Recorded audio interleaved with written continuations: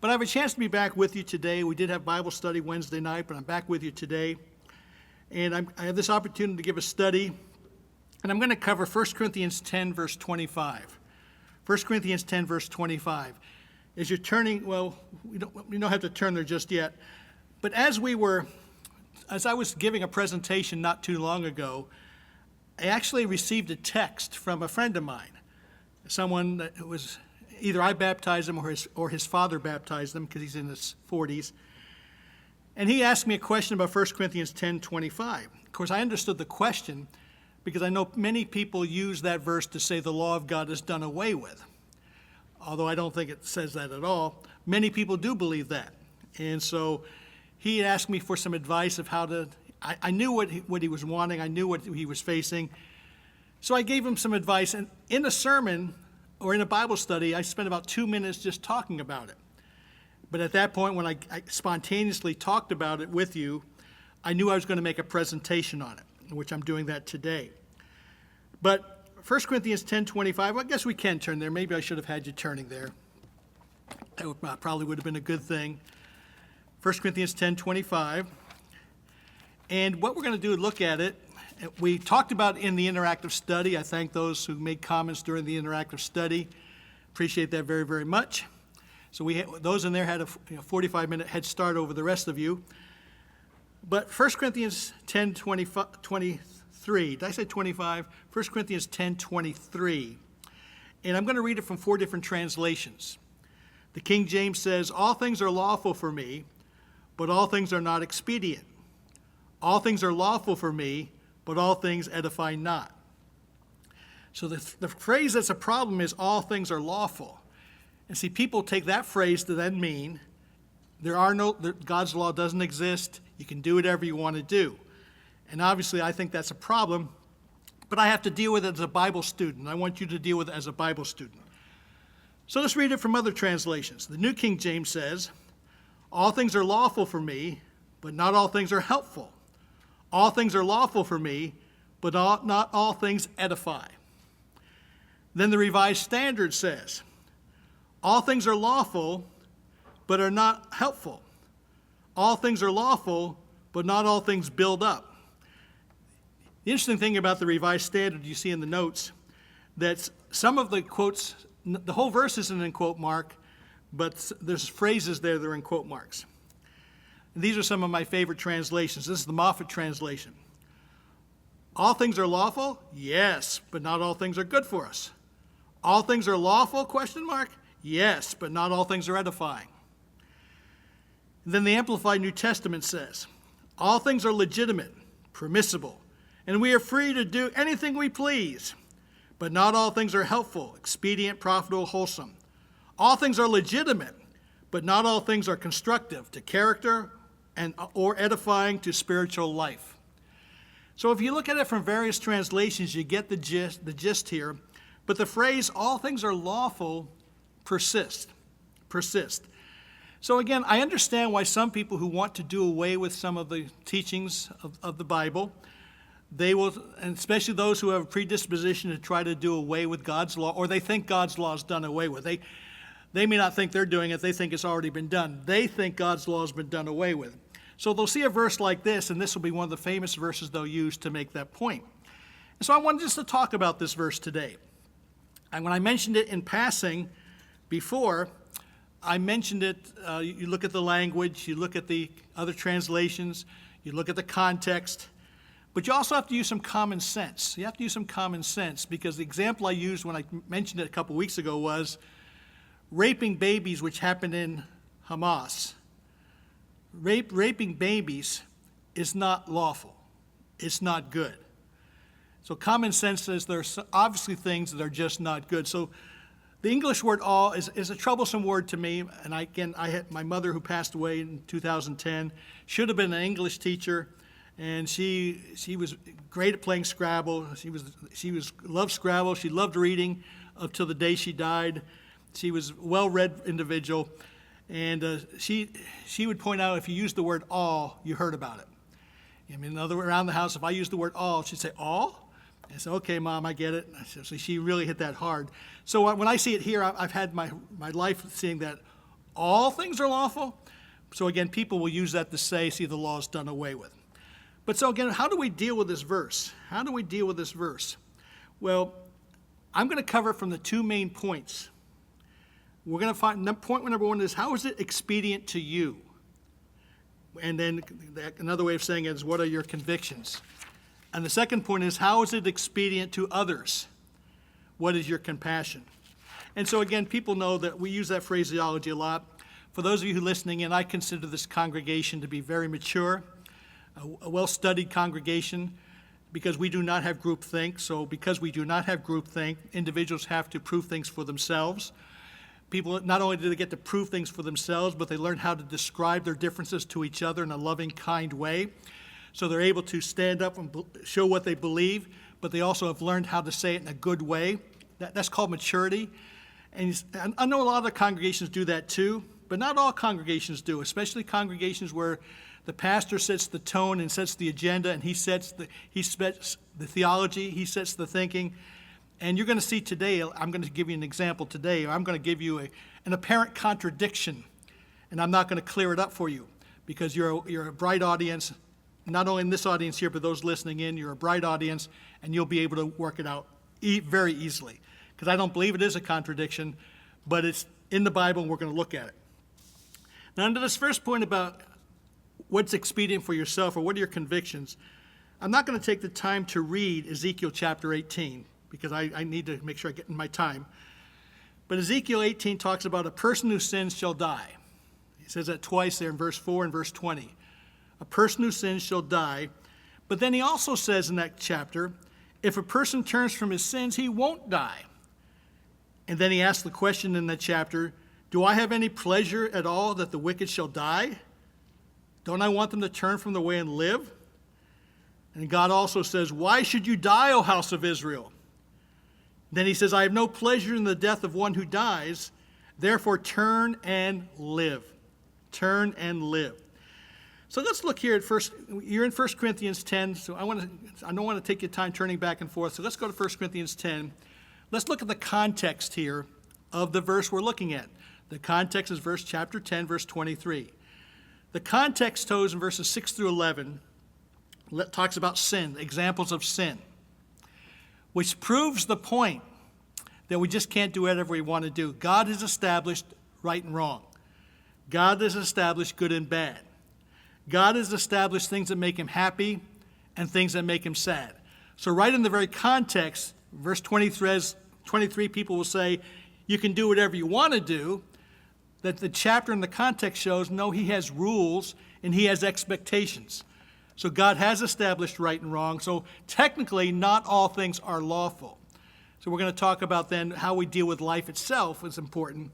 But like the verses 6 through 11. Now these things became our examples to the intent that we should not lust after evil things. Okay, it's wrong to lust. Lusting is wrong. Lusting is sin. Verse 7. The example showed that there were people in the Bible who were idolaters. And the people sat down to eat and drink and rose up to play. That's found in the book of Exodus 32. So the people there sinned, and God was not happy with their sin, and there was punishment because of their sin. There were consequences. So not all things are lawful. Verse 8, some committed immorality. And in one place it said 23,000 died. 23,000 died. So again, God didn't say you can do whatever you want to do. He said, in fact, the 23,000 of you who did the wrong thing, you are going to die. Verse 9, let's not tempt Christ, because they tempted Christ back in the book of Numbers. And when they tempted Christ back in the book of Numbers, there were consequences. So the context is there's right and wrong. The context is there are consequences. So you can't use verse 23 to say when all things are lawful, it doesn't mean you can do whatever you want to do. The whole Bible is filled, Old Testament and New Testament are filled with examples of God has expectations. I will repeat what I say regularly. We are saved by grace, but because we're saved by grace, God has expectations. He has rules. He established what he wants done. And since he saves us by grace, we need to find out, what do you want us to do, Dad? What are the family rules, Dad? What should we do? Verse 11, he says, all these things happened as an example. Interesting enough, these examples he mentioned here are all Old Testament examples. And someone could say, well, yeah, those were Old Testament examples, but they don't apply to the New Testament. That would be a wrong conclusion because verse 11 says, all these things happened to them as examples. They were written for our admonition, upon whom the ends of the age have come. The lessons are for us today. The lessons were just not for those in the Old Testament. The lessons were also for those in the New Testament as well. So again, I'm making the point here, when it says all things are lawful, people will use that phrase to say you can do whatever you want to do. That's not the message of the Bible. That's not the message of the Old Testament or the New Testament. Now, here's where I want to give you something in Revelation chapter 2. Revelation chapter 2, verse 14.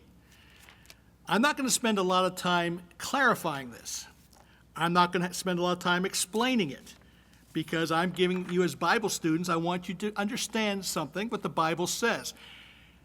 Years ago, as you turn to Revelation chapter 2, years ago, when many of the people and our friends among the Church of God, they read the book of Galatians and they thought the book of Galatians did away with the law of God.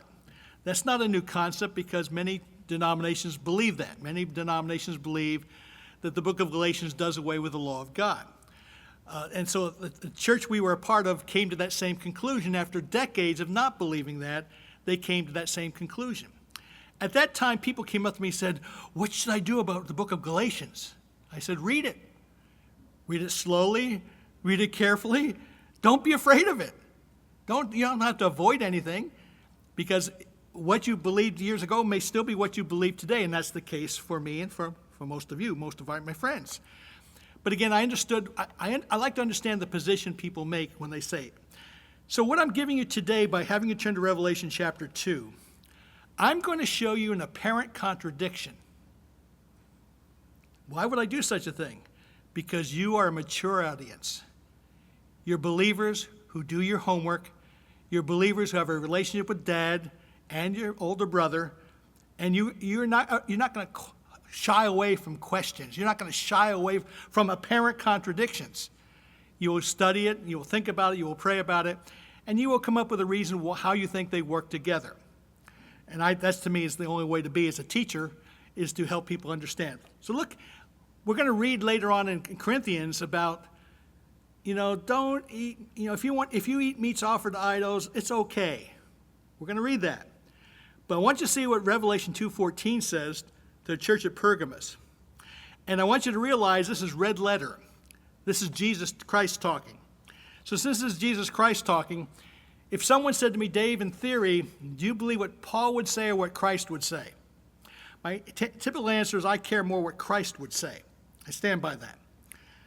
So he says, okay, so you think this supersedes what you're going to read in 1 Corinthians? No. How are you going to make it work? Well, how are you going to make it work? I have no problem making it work together.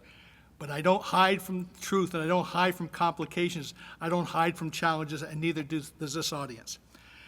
Breaking into the thought in Revelation chapter 2, verse 14, remember the 7 congregations in the book of Revelation 2, and it says here, he's talking to the different, he normally is talking about, for 5 of them he talks about the mistakes they made, for 2 of them he talks about the good things they did. I'm not going to read the whole segment of Pergamos, but in verse 14 includes the phrase I want to talk about. Here's what Jesus Christ said to the brethren at Pergamos, the congregation at Pergamos, some of the people in the church of God. I have a few things against you, because you have there those who hold the doctrine of Balaam, who taught Balak to put a stumbling block before the children of Israel, to eat things sacrificed to idols, and to commit sexual immorality. And then again, I'm not reading the whole thing. You can read the whole thing. It's very good. But the phrase especially, he's saying, you have taught them to eat those things sacrificed to idols.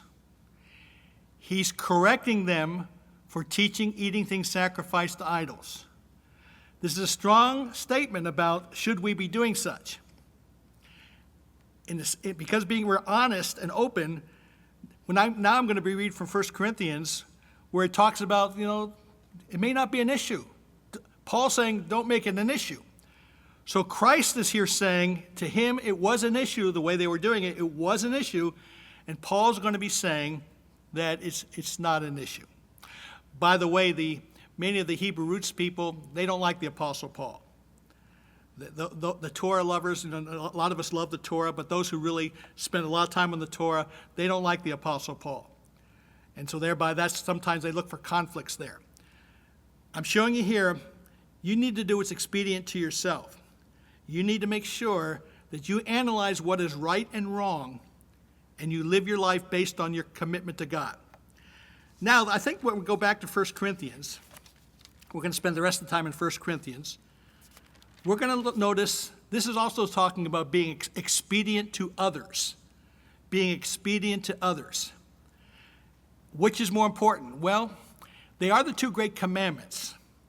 The first great commandment is loving God with your heart, soul, and might, loving your God with your being. The second commandment is loving your neighbor as yourself. So a lot of times we call it conviction and compassion. I'm saying you should have both. I'm saying you should, as a believer, should have convictions about what you do, but then you should have compassion toward other people.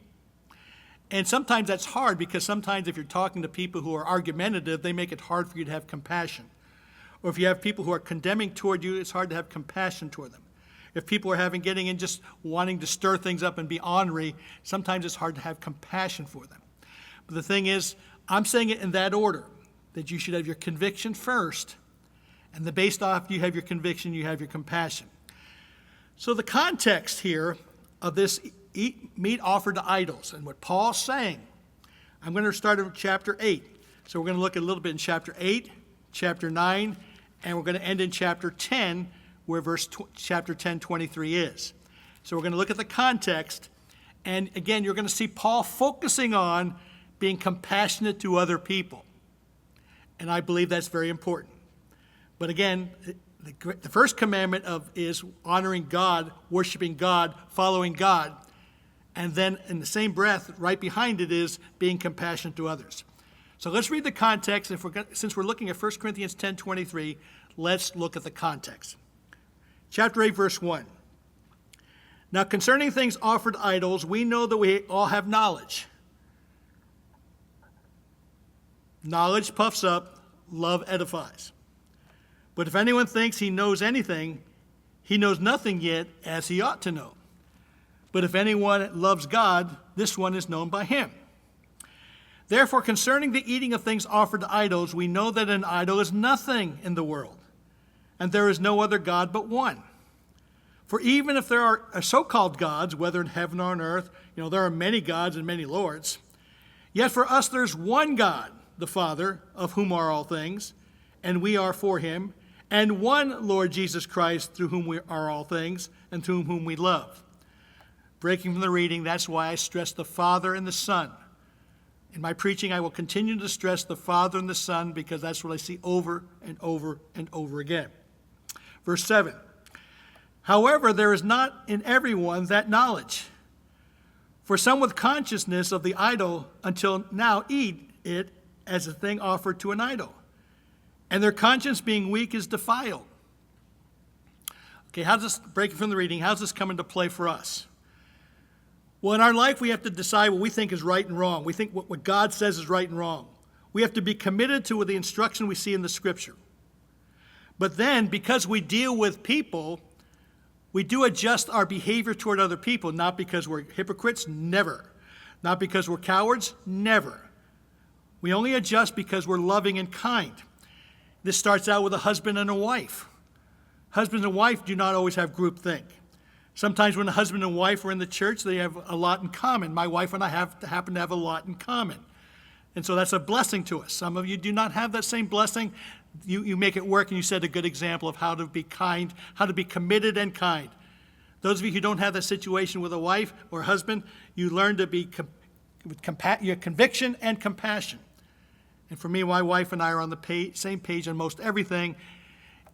Was that guaranteed for the rest of my life? No, it's not. There's no guarantee. Let's be honest. Dementia can enter in from either one of us.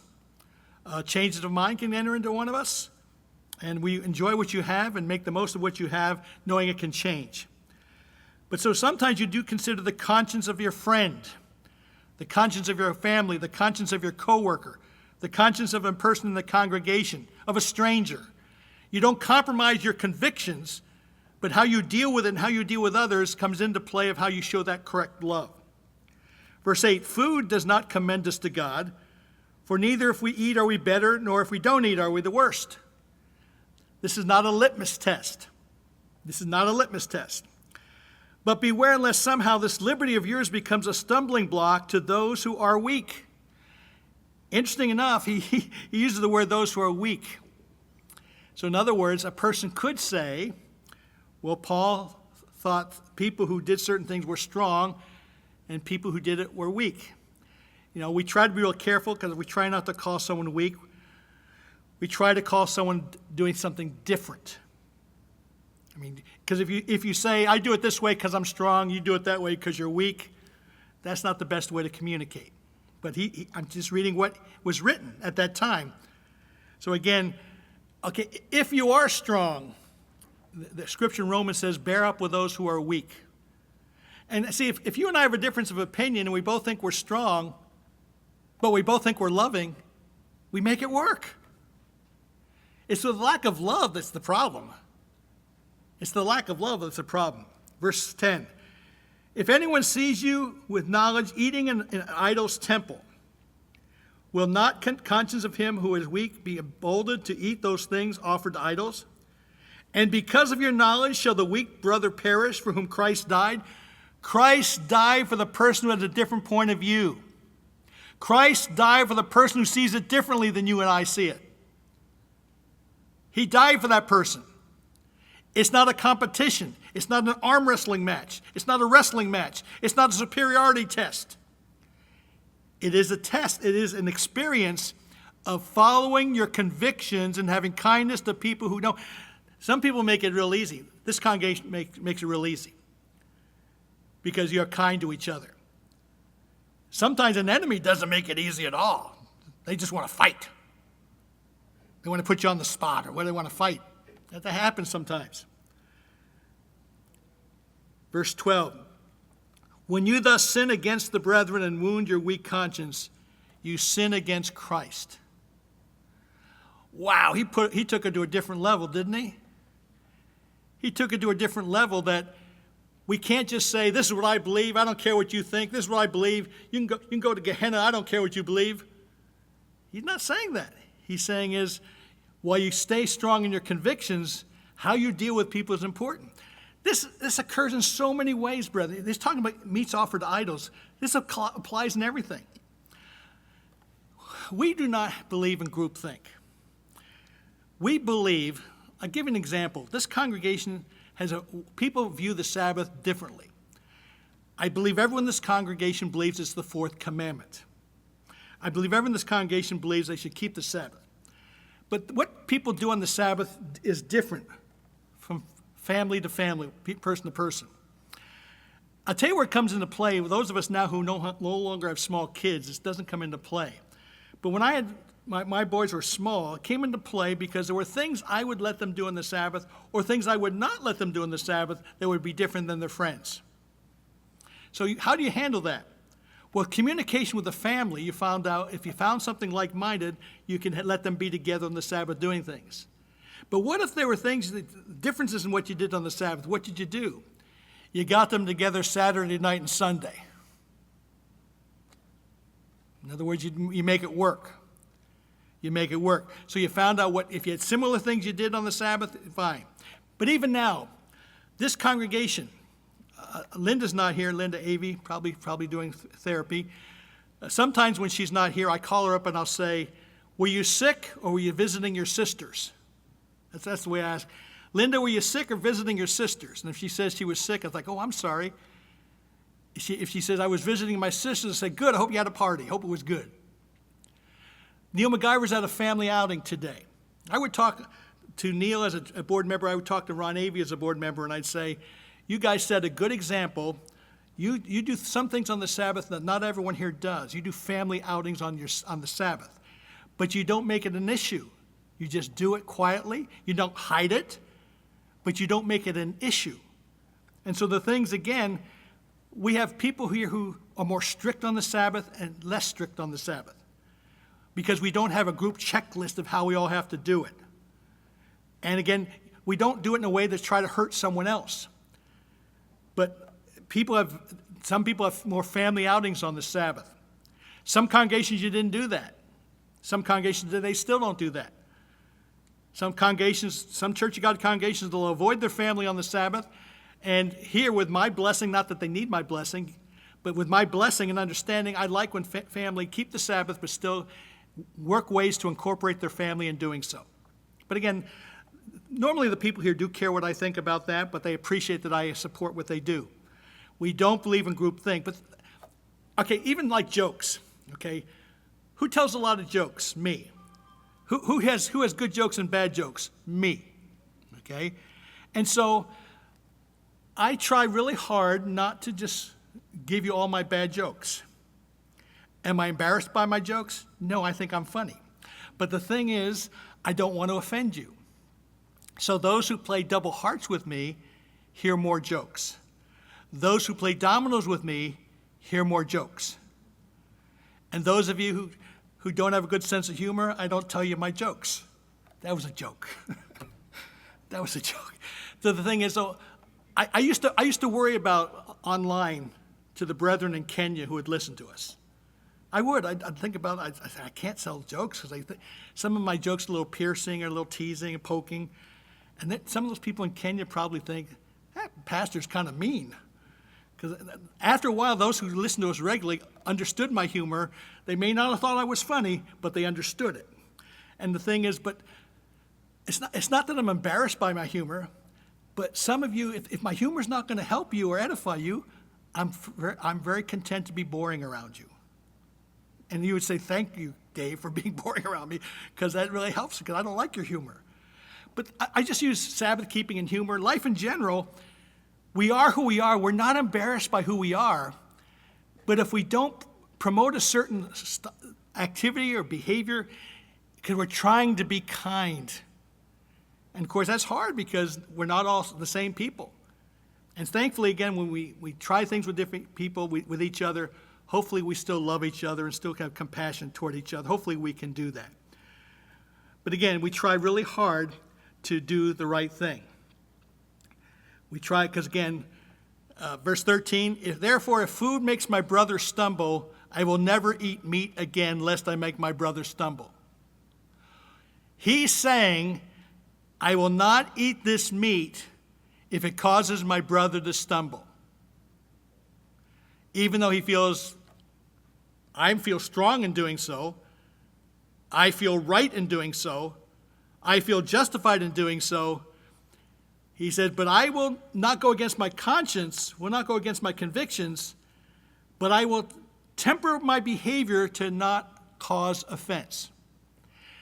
You know how hard that is, though?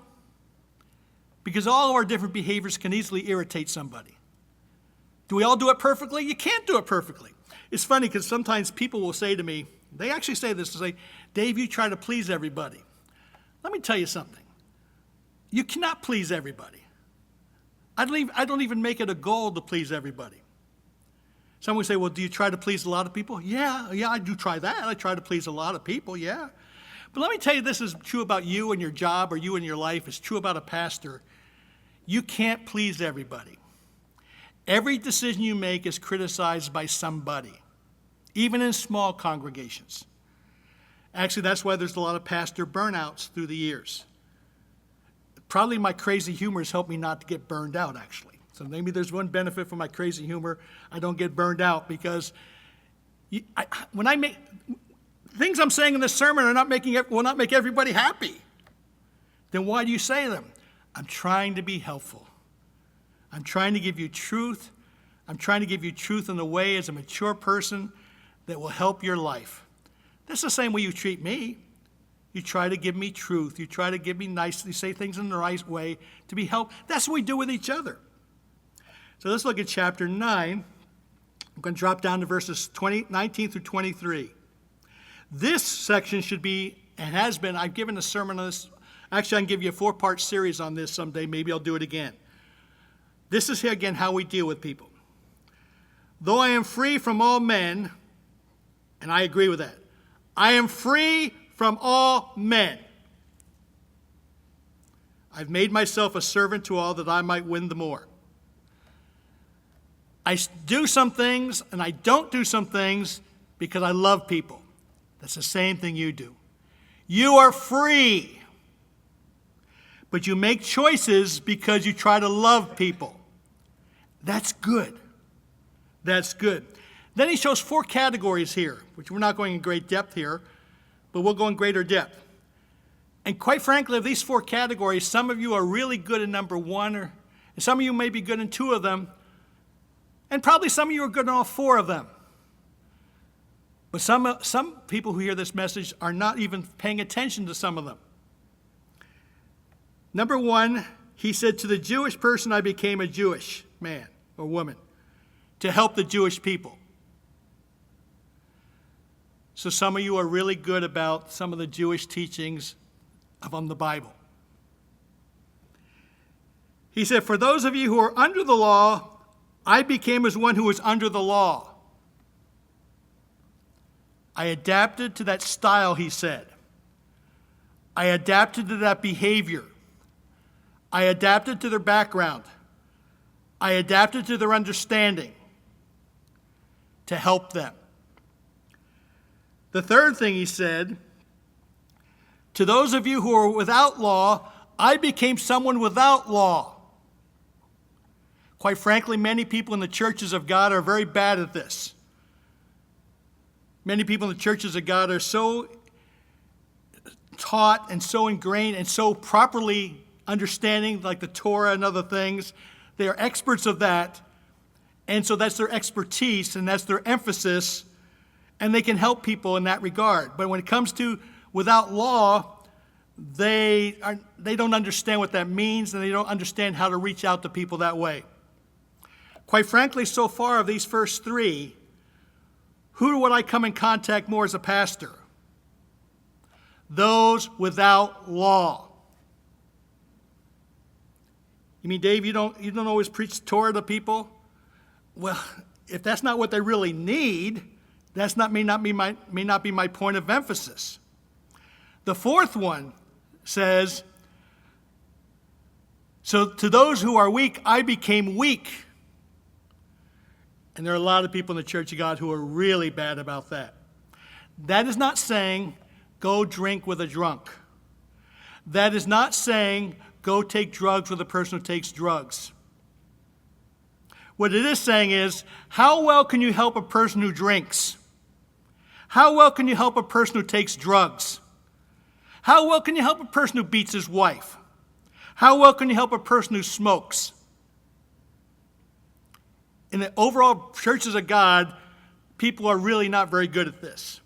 Now, the good news is they haven't lived a bad lifestyle. That's the good news. But how can you help someone who has that bad lifestyle? How are you going to help someone with that bad lifestyle? So again, all 4 of them are there. All 4 of them there. So I hope as a teacher, you can help those who understand the Jewish things. I hope you can help those who believe in the law of God. I hope you can help those who don't believe in the law of God. And I hope you can help people who are terribly weak. And maybe God would look down and say there's some of you out there who can do all 4. And maybe you'll surprise me because I don't know a lot of things in life. God sees everything. God may see that you've really grown in areas that you're a person who can reach out to help a lot of people. But here's the point here. The point again is meat offered to idols. While Christ said and made a big point to Pergamos that what they did wrong about that, Paul's spending a lot of words saying here is, how are you going to help them? How are you going to reach them? How are you going to be there for them? If you think you're the strong person, you think they're the weak person, can you reach them in some way? And some people are so religious, they can't help anybody. You hear what I said? Some people are so religious, they can't help anybody. They're so focused on doing what they think is the right thing to do, which that's okay, doing the right thing, but they're not reaching out. How do I help someone who has a different point of view? How do I help someone who sees things differently? But again, some of you are well trained in that. A lot of it's because of your experiences in life. The people who, and here's the thing, when we've made mistakes in our life, that's bad for us because we have some consequences for our mistakes.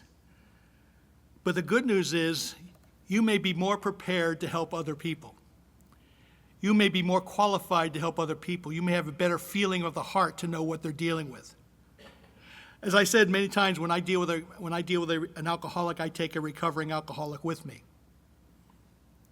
And I told you that one time, one of our teenagers was visiting here one day, and he heard me say that, and he goes, "Mr. Havir, if you ever go deal with a meth addict, I'll go with you." That's all he said. I know that he had dealt with meth. I know that he had overcome meth, and he would help me. And I would need his help because I have no attraction to meth. I don't understand it. That doesn't appeal to me.